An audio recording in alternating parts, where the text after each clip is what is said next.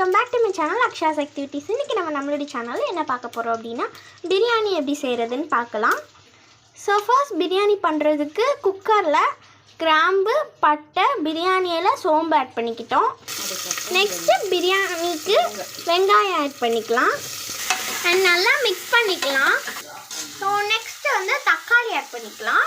வெங்காயம் நல்லா கொஞ்சமாக வதங்கினதுக்கப்புறமா தக்காளி ஆட் பண்ணிக்கலாம். இப்போ தக்காளி நல்லா வேகிற வரைக்கும் நம்ம மிக்ஸ் பண்ணிக்கலாம். இப்போ வந்து சிக்கன் ஆட் பண்ணிக்கலாம். இப்போ மசாலாஸ் ஆட் பண்ணிடலாம். ஃபர்ஸ்ட் 1 டேபிள் ஸ்பூன் மிளகாய் தூள் ஆட் பண்ணிக்கலாம். அதுக்கப்புறமா 1 tablespoon garam masala add பண்ணிக்கலாம். நெக்ஸ்ட் 1 டேபிள் ஸ்பூன் பெருஞ்சீரக பவுடர். இப்போ 1 டேபிள் ஸ்பூன் இஞ்சி பூண்டு paste. Next 1 tablespoon salt add பண்ணிக்கிறேன். நீங்கள் உங்கள் தேவைக்கேற்ப சால்ட் ஆட் பண்ணிக்கோங்க. இப்போ நல்லா மிக்ஸ் பண்ணிக்கலாம். இப்போ ஒரு கைப்பொடி மல்லி இலை போட்டுக்கலாம். ஒரு கைப்பொடி புதினா இலையும் போட்டுக்கலாம்.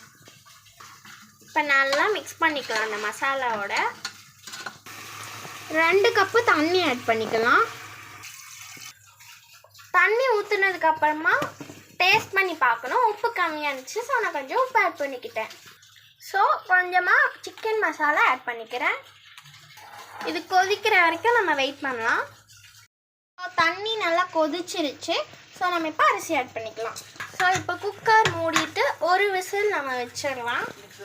முடிஞ்சிருச்சு. இப்போ நம்ம திறந்து பார்த்துடலாம். இப்போ பிரியாணி ரெடி ஆயிருச்சு.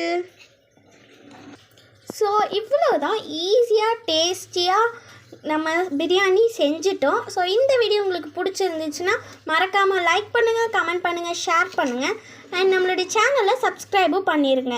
இந்த ரெசிபியை கண்டிப்பாக ட்ரை பண்ணிவிட்டு கமெண்ட் பண்ணுங்கள்.